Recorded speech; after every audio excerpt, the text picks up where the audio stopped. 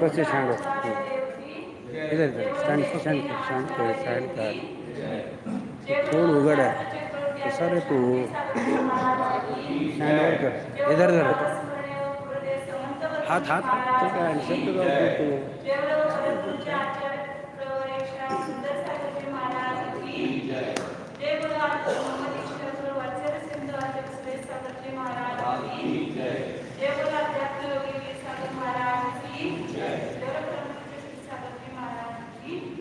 ये है ना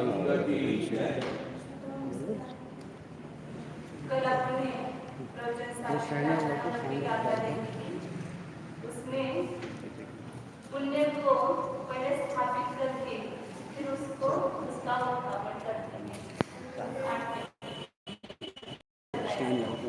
मतलब शुभोपयोग से उत्पन्न होने वाला पुण्य है उसका अस्तित्व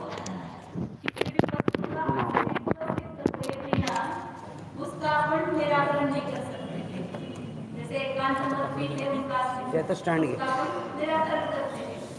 कोई व्यक्ति है तो उसका हमें पराभव करना है, कोई वस्तु है तो उसका नाश करना है।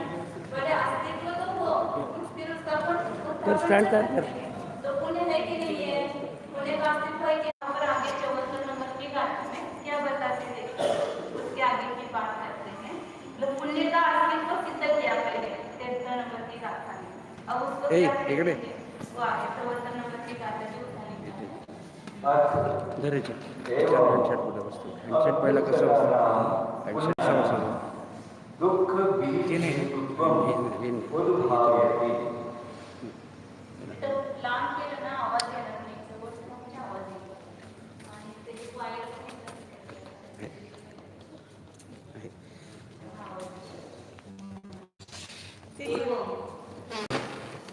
इस प्रकार बघायला होते कटिंग बघ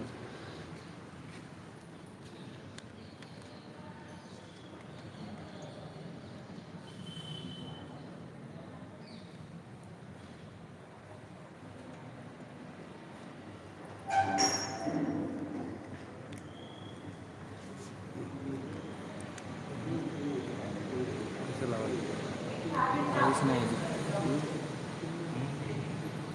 हँडसेट कसं लावायचं हँडसेट कसं लावायचं हँडसेट लावायचं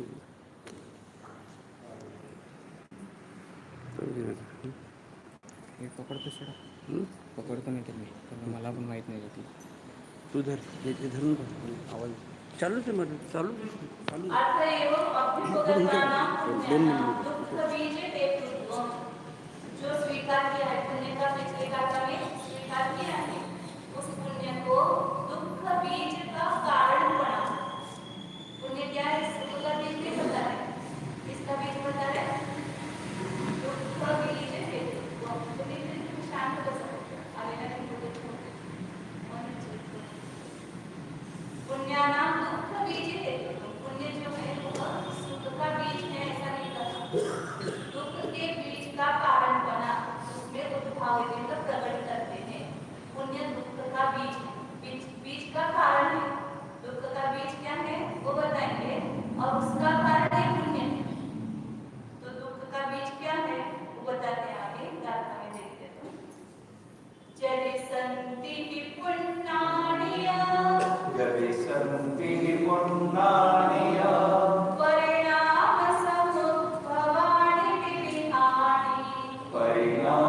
समुद्भवानि विविहानि जनयन्ति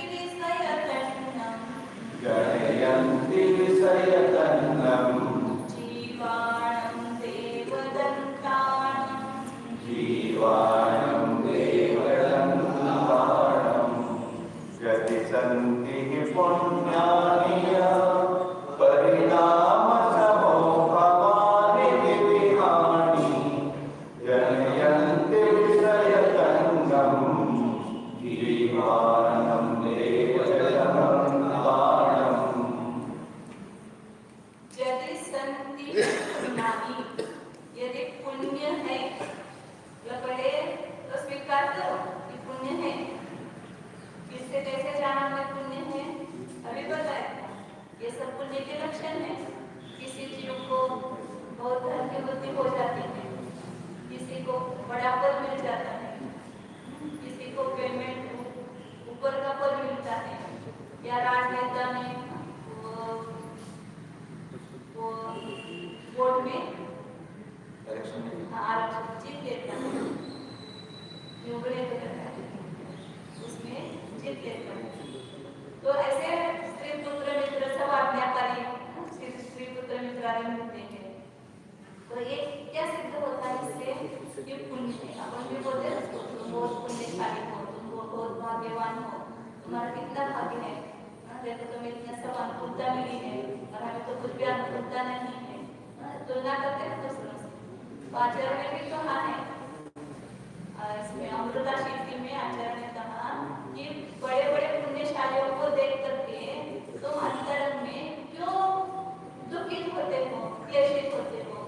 सबको दुख होता है ना, अपने से दूसरों को ज्यादा मिल रहा है, ये देख करके अंदर में एक प्रकार से ईर्ष्या भाव या उसकी तृष्णा रहती है कि उनको जैसे भोग मिले हैं वैसे भोग मुझे भी मिल जाए, क्योंकि उसमें वो सुखी दिख रहा है अपने को, बाहर से दूर से अपने को सुखी दिख रहा है। तो वैसा ही मुझे अनुकूलता मिलेगी तो मैं भी सुखी होऊंगा। तो इस प्रकार एक पुण्य है, एक पुण्य। तो अमृता शीर्षी में आचार्य बताया कि उसको देख करके तुम क्यों क्लेशित होते हो? यदि वैसा वैभव आपको चाहिए तो उस वैभव का कारण जो शुभोपयोग है उसको करो तुम, क्योंकि फल को चाहने से फल नहीं मिलता है, उपाय करने से, साधन करने से अपने आप फल प्राप्त होता है। तो आपको यदि ऐसी संपत्ति, ऐसा वैभव चाहिए तो जिसके चरणों में जाकर के ये संपत्ति और मिलती है उस जिनेंद्र भगवान की पूजा स्तुति इत्यादि में तुम भी एक हो जाओ। वैसे उन्होंने पूर्व जन्म में कमाया है, इस जन्म में उनको पुण्य का उदय आया है, लेकिन ये पुण्य का उदय कैसा दुख का कारण है ये सब आगे बताएंगे, इसलिए उसका शुभ उपयोग भी हेय है। इस प्रकार से आगे वर्णन करेंगे। तो ये पुण्य है, किससे पुण्य उत्पन्न हुआ है वो भी अपने आप नहीं मिला है। आज जिन बड़े लोगों के पास जो अपने को पुण्य दिखाई दे रहा है वो भी उनको अपने मिला है, परिणाम से हुआ है, वो भी परिणाम से उत्पन्न हुआ है। पूर्व जन्म में उन्होंने इस प्रकार के शुभ उपयोग परिणाम किए थे, देव शास्त्र की भक्ति पूजा आराधना की थी, उसके निमित्त से इस प्रकार का पुण्य इस जन्म में मिला है। वैभवान से भी ज्यादा पुण्य किसको बोलते हैं?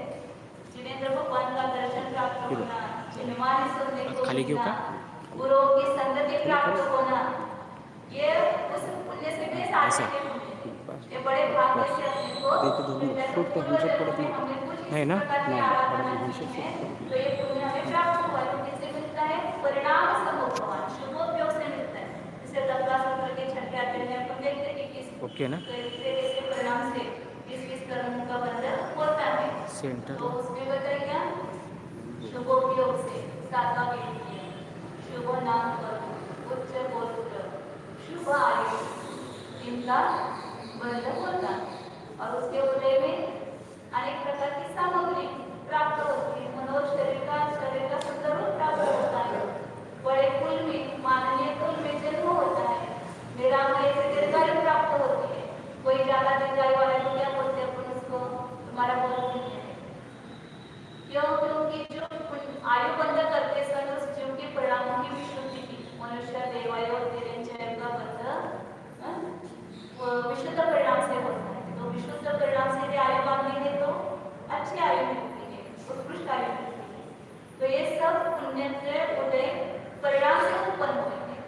तो परिणाम के बिना शुद्धोपयोग की तो बात वो सर्वोत्कृष्ट है, वो आएगी सब बात, लेकिन शुभोपयोग भी खाली क्रिया करने से नहीं होता है।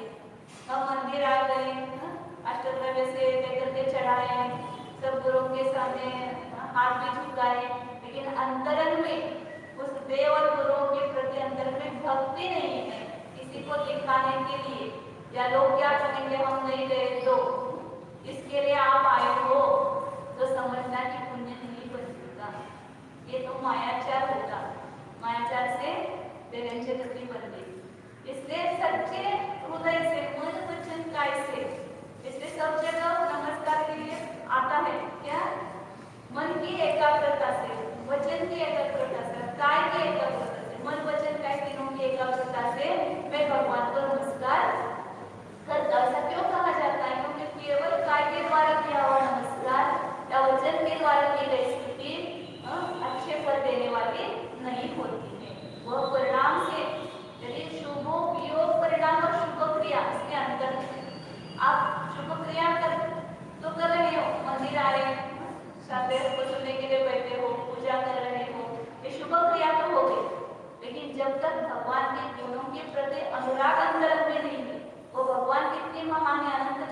ढाली है, इस प्रकार उनकी महिमा अंदर में नहीं आ रही है, तो आपका वो शुभ उपयोग नहीं।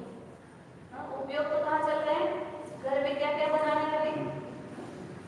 ये रेसिपी बनानी है, ये आटा पीसना है, अमुक अमुक काम करना है, या और कुछ करना है, ये सब मन में उपयोग में चल रहा है, तो शुभ उपयोग है क्या हुआ? इसलिए कहते हैं 1 घंटे की पूजा में 5 मिनट शुभ उपयोग होना भी बहुत मुश्किल है।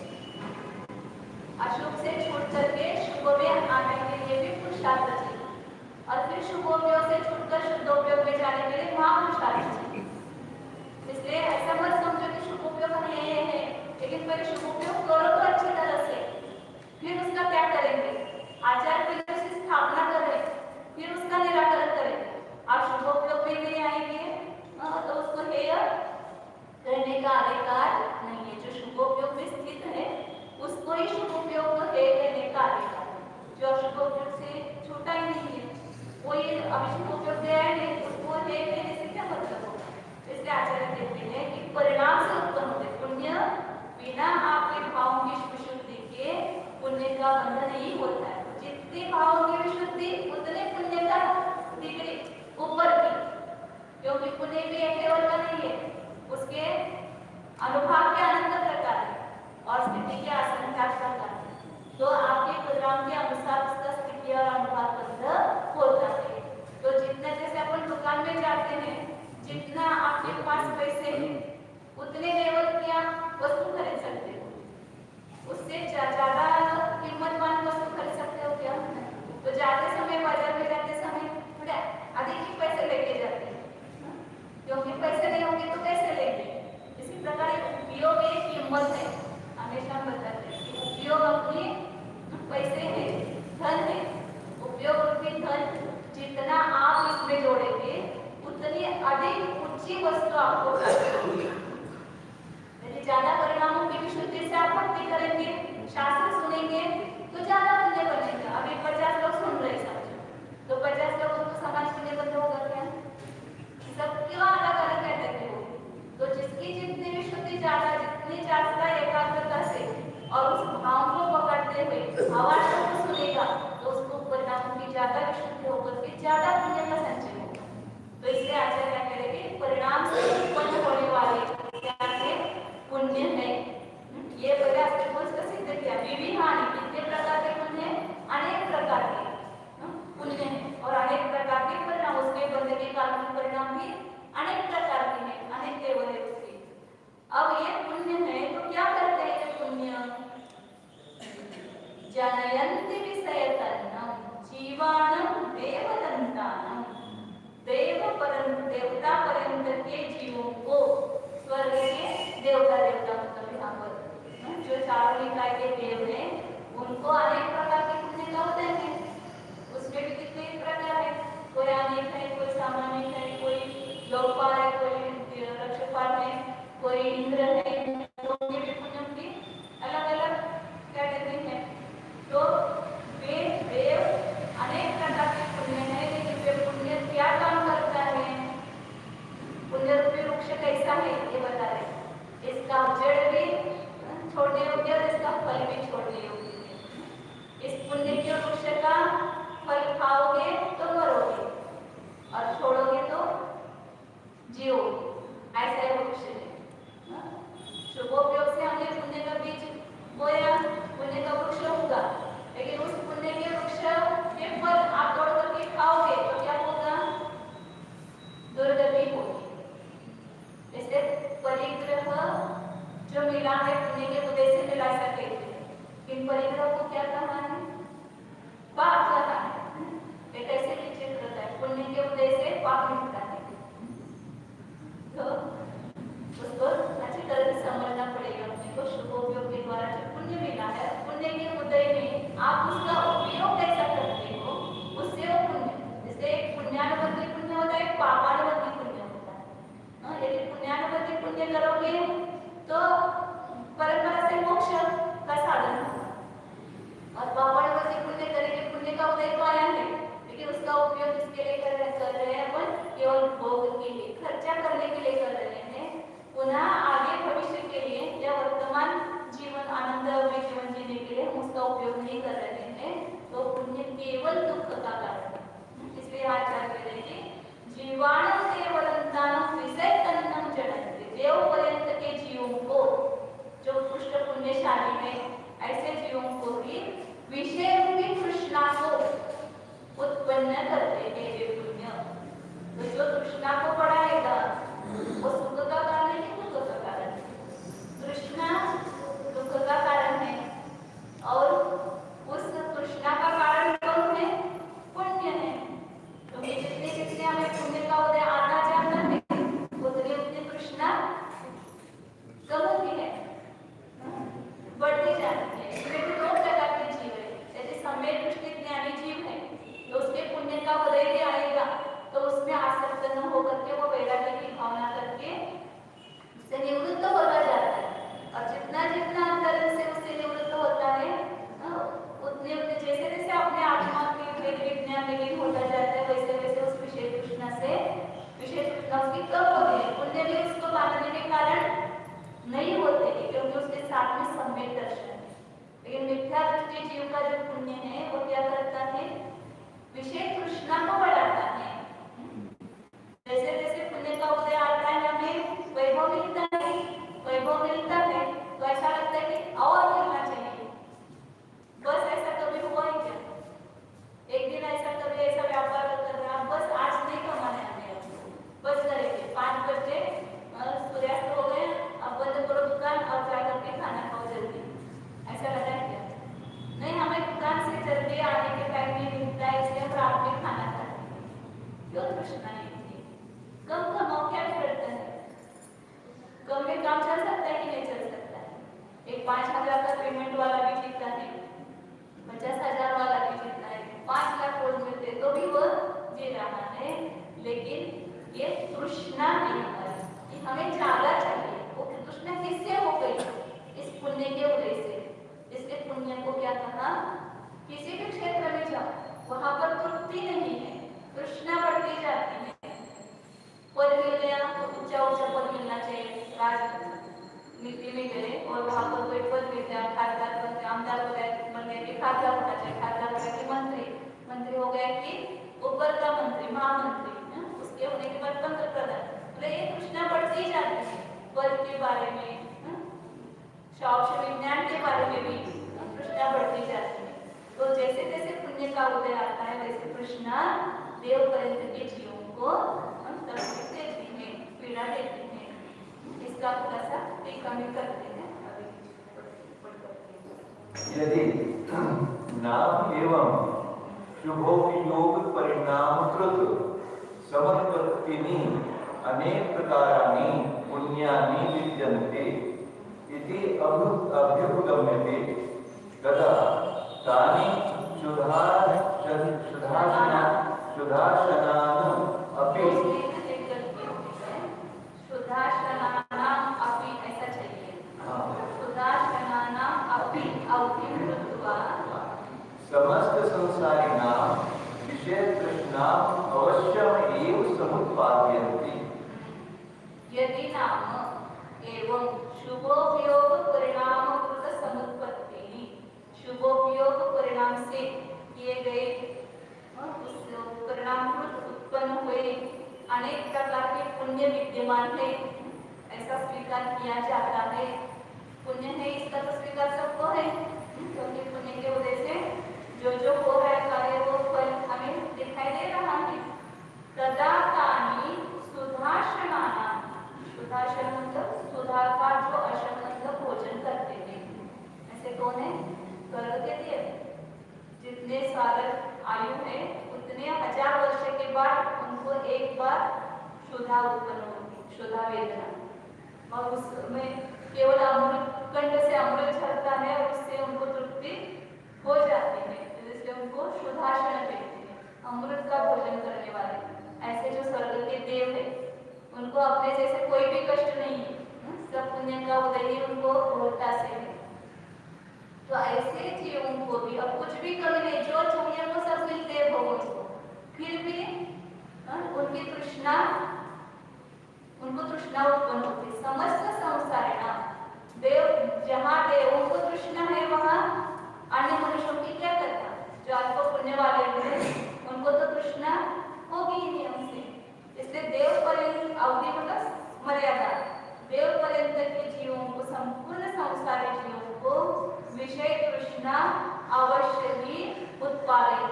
कौन उत्पन्न होती? पुण्यानी। अनेक प्रकार के पुण्य भी है शुभ उपयोग से उत्पन्न हुए, तो वे पुण्य नियम से अवश्यम एवं गारंटी नहीं है। अज्ञान अवस्था में, मिथ्या दृष्टि अवस्था में नियम से विषय तृष्णा को उत्पन्न करते ही है। ऐसा नहीं कि हमें पुण्य, उसके लिए साथ में भी बताया था कि सम्यक दर्शन चाहिए, तो पुण्य भी उसको विषय तृष्णा उत्पन्न नहीं करेगा। लेकिन मिथ्या जो अवस्था में को वे पुण्य विषय तृष्णा के लिए कारण होते। तो आप होने तो तृष्णा कोई तो क्या बिगड़ता है, बल्कि विषय तृष्णा उत्पन्न होती है तो क्या होता है? अगले लाइन में बताते हैं आचार्य, न खलु तृष्णामन्तरेण दुष्ट शोणित्यो जरूपानां समस्त संसारिणां विषयेषु प्रवृत्तिः अवलोक्यते। न खलु तृष्णामन्तरेण, उनको तृष्णा है, आपने कैसे जाना? तृष्णा के बिना संपूर्ण संसारी जीवों की विषयों में प्रवृत्ति देखी नहीं जाती है। मतलब हम विषयों का भोग कर रहे हैं, विषयों में प्रवृत्त हो रहे, इसका अर्थ क्या है कि हमें तृष्णा है। बिना तृष्णा के विषयों में प्रवृत्ति कौन करता है? जैसे उदाहरण दिया, विष्णु शोणितेव जरूकानां, जो चोक होता है वो क्या करता है? अशुद्ध रक्त ग्रहण करता है, अशुद्ध रक्त को चूसता है। वहीं पर शुद्ध रक्त हो तो भी उसको नहीं चूसता, अशुद्ध रक्त को खून को ही ग्रहण करता है। तो इससे क्या समझ में आता है कि उसको उस अशुद्ध रक्त की लालसा है, तृष्णा है, इसलिए वो अशुद्ध रक्त को ग्रहण करता है। उसी प्रकार हम जैसे संसारी जीवों की विषयों में प्रवृत्ति दिखाई दे रही है, तो विषयों में प्रवृत्ति क्यों दिखाई दे रही है? क्योंकि अंदर में तृष्णा है। आपको प्यास नहीं लगी है तो आप पानी पीते हो क्या? आप पानी पी रहे तो हम क्या बोलेंगे? आपको प्यास लगी है। खाना खाने बैठे हैं तो हमें क्या समझ में आता है, वहां पर क्या फलित होता है कि आपको भूख लगी। बिना भूख लगे कौन भोजन करता है? बिना प्यास लगे कौन पानी पीता है?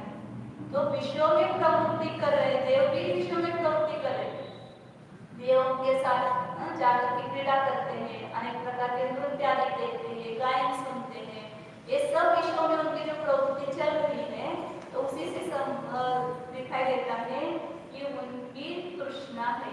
तो विषय तृष्णा के बिना कोई भी विषय में प्रवृत्ति नहीं करते हैं, और विषय में प्रवृत्ति होती है तो क्या बिगड़ता है? तो विषय में प्रवृत्ति ही संपूर्ण दुख का कारण है, आकुलता का कारण है, संपूर्ण आपत्तियों का कारण है। जो भी हमारे ऊपर आपत्ति आ रही है वो किससे आ रही है? क्योंकि हमें विषयों में प्रवृत्ति नहीं छूट रही है। तो इसलिए आचार्य कहते हैं कि संकट, यदि संकटों से बचना है, दुखों से बचना है, तो वहां पर विषयों का त्याग करना पड़ेगा। और विषयों का त्याग कब होगा? यदि तृष्णा का अभाव होगा। तृष्णा का अभाव कब होगा? कि हम पुण्य और पाप दोनों को भी हेय जानेंगे, उसको उसके उदय में आसक्त नहीं होंगे, उसके उदय में एकत्व नहीं करेंगे, तो वहां पर तृष्णा उत्पन्न नहीं होगी। तृष्णा के बिना कोई भी संपूर्ण जीव विषय में प्रवृत्ति नहीं करता है। जैसे अपन देखते हैं कि हाथी जो है स्पर्शेंद्रिय के वश होकर के विषयों में प्रवृत्ति करने से जीव को सुख होता है कि संकट प्राप्त होता है? संकट प्राप्त होते हैं, लेकिन हमें लगता है कि सुख मिलता है। तो जितने भी इंद्रियों के विषय में प्रवृत्ति किए हुए जीवों की दशा देखो, वे संकट को प्राप्त हो जाते हैं। पहले एक गाथा में आचार्य सब बताया कि हाथी जो है स्पर्शेंद्रिय के विषयों में आसक्त होकर के उस हाथी को पकड़ने के लिए जाता है, खुद गड्ढे में गिर जाता है और पकड़ा जाता है। जो मछली है उस मांस के टुकड़े को रसनेंद्रिय में वश होकर के उस मांस के टुकड़े को खाने के लिए जाती है, और उस गल में वो जो पकड़ने का उनका रहता है ना, मछली पकड़ने का कांटा, उसमें अटक जाती है और अपने प्राण गंवाती है। जो कमल भौरा है उस कमल के सुगंध को सुनने के लिए जाता है, उसमें बंद हो जाता है और उसको हाथी आकर के निगल लेता है उस कमल को, तो उसमें मर जाता है।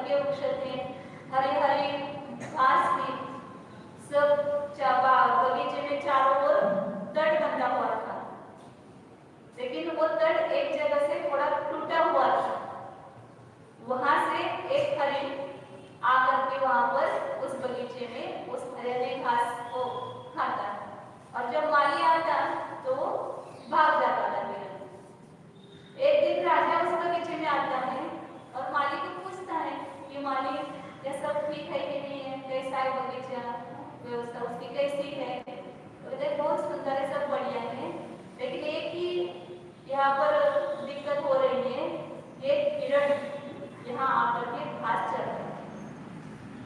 देखिए कैसा है वो हिरण, देखने में कैसा है, सुंदर है, और सुवर्ण जैसा उसका पीला कलर है, आंखें चमकदार ऐसी आंखें, बहुत सुंदर मनोहर है ऐसा उसका रूप है।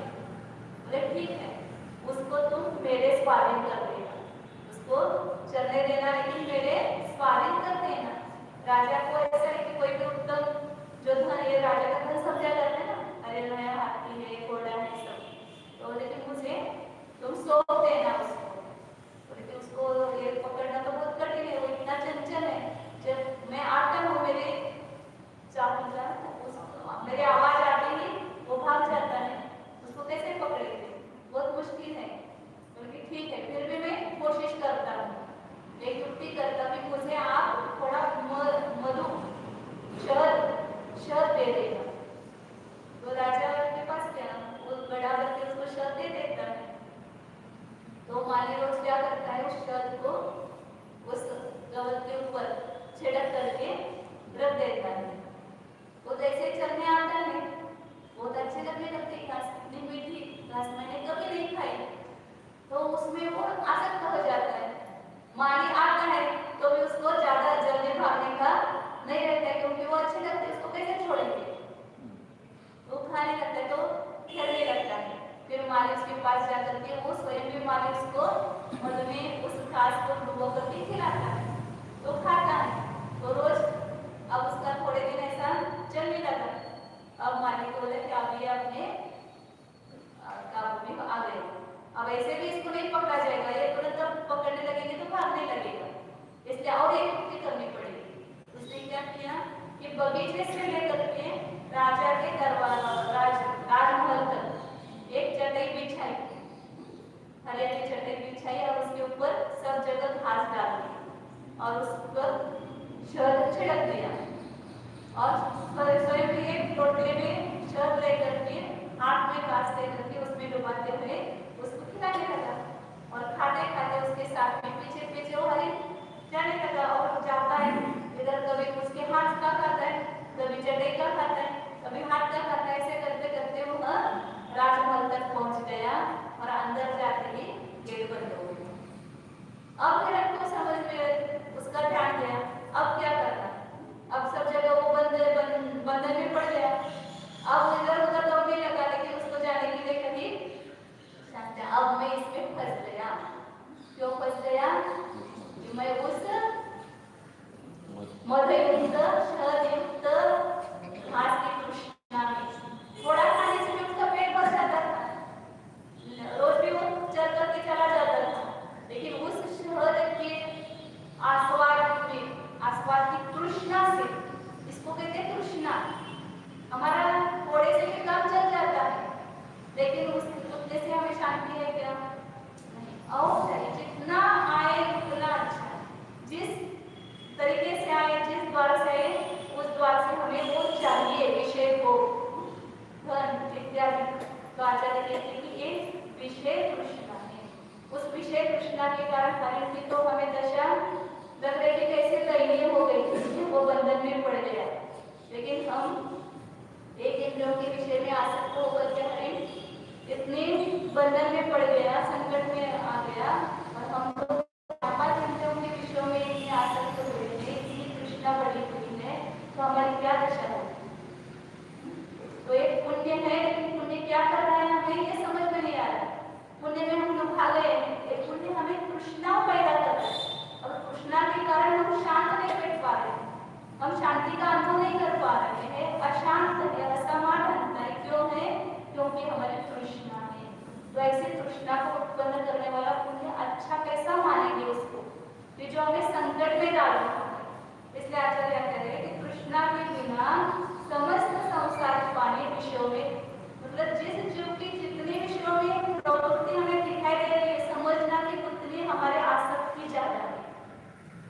कोई बहुत सारा धन होते हुए, बहुत सारे भोग होते हुए भी चक्रवर्ती चंद्र पढ़ तो अष्टमी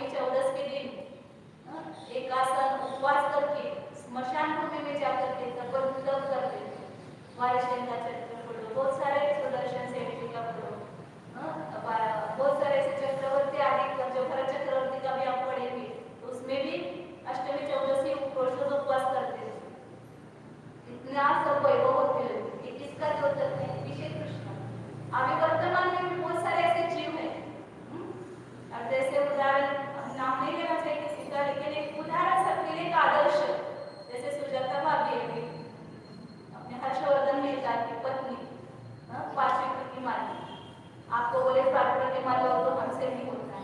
उन्होंने अभी दूसरी ली, फिर 5वीं प्रतिमा ली। और आपके पास कितनी साड़ियाँ हैं? 200 300 कम से कम। ये तृष्णा पता है कि जैसे भोजन है, रोज हम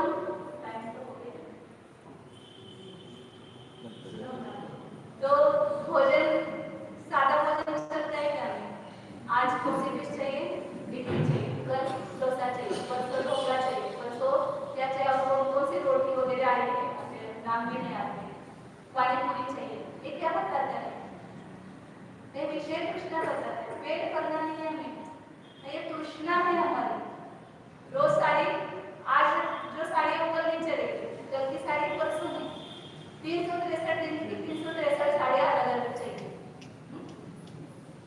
कई कई चाहते हैं, हम देखते हैं प्रवास में भी 1 महीने के लिए जाएंगे तो 30 साड़ियाँ लेके जाएंगे, क्योंकि रोज नई साड़ी चाहिए। वो ये कोई साड़ी नहीं पहनेंगे, क्या कहेंगे लोगों के वो ही। और साड़ी किसके लिए पहनना? दूसरों को दिखाने के लिए। दागे किसके लिए डालना? दूसरों को दिखाने के लिए। इसलिए तो उनका उदाहरण ये बता रहे थे कि उन्होंने पहले साड़ी की तो बहुत मर्यादा की और सफेद पर थोड़ी बॉर्डर वगैरह से पहनते थे। अभी 24 तारीख को उन्होंने नेम लिया कि मैं सफेद ही साड़ी पहनूं, मतलब रंगी साड़ियों का भी त्याग कर दिया। और कितनी साड़ी रखेंगे? केवल 12 साड़ी रखेंगे, सफेद की साड़ी 12 ही रखेंगे। मतलब एक कहलाता है कि अंतरंग में पुण्य होते हुए भी अंतर में तृष्णा नहीं। ये एक इसका प्रभाव है, ये धर्माराधना का प्रभाव है, ये रत्नत्रय की आराधना का प्रभाव है। इसलिए आचार्य ने कहा कि यथा यथा समायाति संवितो तत्त्वमुत्तमं तथा तथा अनरोचन्ते विषया सुलभा। विषय है कि नहीं उनके पास में, सुलभ है, जो चाहिए वो मिलता है। ऐसे पुण्य का उदय आया है। पहले तो इतना पुण्य का उदय भी नहीं था, लेकिन अभी उनके इतना पुण्य का उदय भी आया है, लेकिन फिर भी विषय तृष्णा कम हो गई है। तो आचार्य कहते हैं पुण्य विषय तृष्णा को बढ़ाता है, इसलिए हमें इससे बचना है। और आगे आचार्य बताएंगे, कल अपन देखते हैं, टाइम बहुत हो गया है।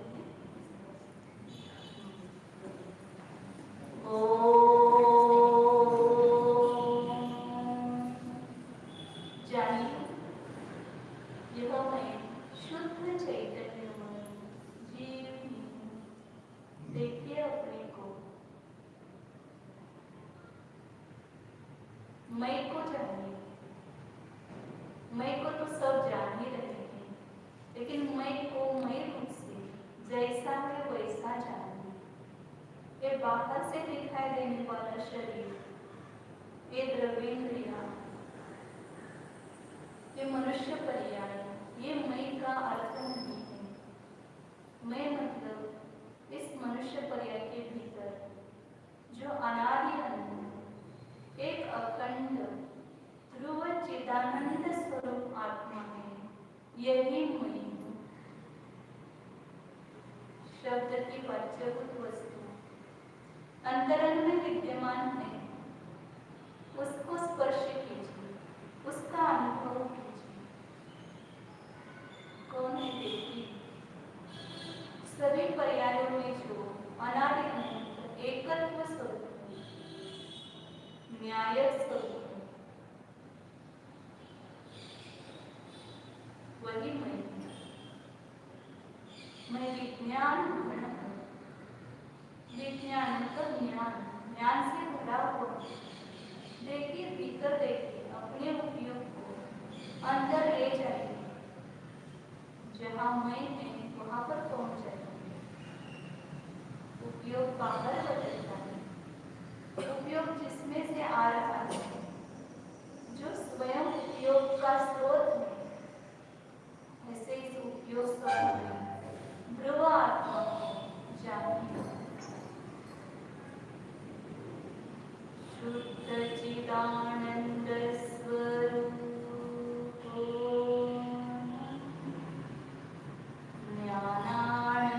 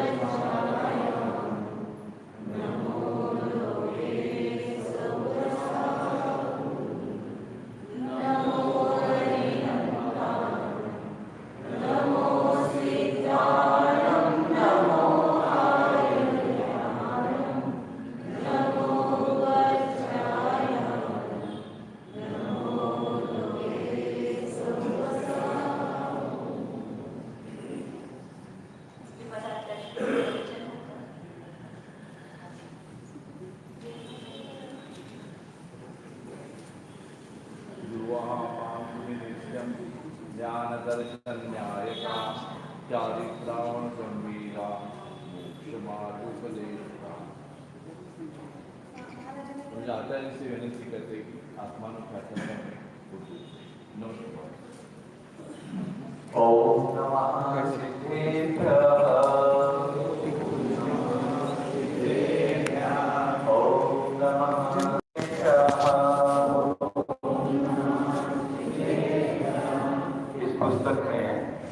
इस पुस्तक में 5 नंबर आगे 2 है, प्रस्तावना के बाद 2। इस पेज पर मंगलाचरण वो देखेंगे। लक्ष्मी निवास निलयम विलीन विलयम विधाय विवीरम आत्मानदाशरमहं वक्ष्ये मोक्षाय भव्यानाम। पशुपति श्री भगवान की, 2400 तीर्थंकर भगवान की, देवादिदेव गजराज आदिनाथ भगवान की, आचार्य श्री शांति सागर जी महाराज की, आचार्य श्री विमल सागर जी महाराज की, आचार्य श्री संपत सागर जी महाराज की, आचार्य गुरुदेव सुंदर सागर जी महाराज की, गुरुदेव समंत भद्र स्वामी की,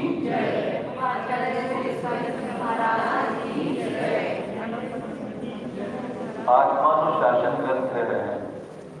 आचार्य गुणभद्र द्वारा विरचित। कल अपनी प्रास्तावना रूप में और मंगलाचरण हुआ था। आज 4 नंबर की कारिका करेंगे। कल बताया था आज भगवान ने कि प्रत्येक देव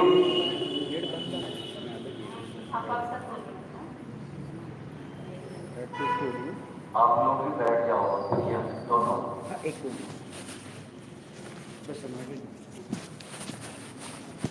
प्रत्येक जीव दूसरे दुखी है और सुख की कामना करता है। तो आचार्य कहते हैं कि मैं तुम्हें दुख से छूटने का और सुख का उपाय बताऊंगा। और ऐसा उपाय बताने में, क्योंकि तुम्हारा दुख बहुत पुराना है। कोई तो दुख होता है जल्दी का, चलो तत्काल उसका निवारण हो जाता है, पर तेरा दुख बहुत पुराना है, रोग तेरा बहुत पुराना है।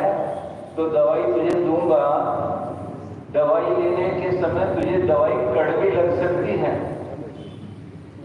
पर तू दुख मत करना, उसको सहन कर लेना, उस दवाई को पीना, क्योंकि दुख बहुत पुराना है, रोग तेरा पुराना है।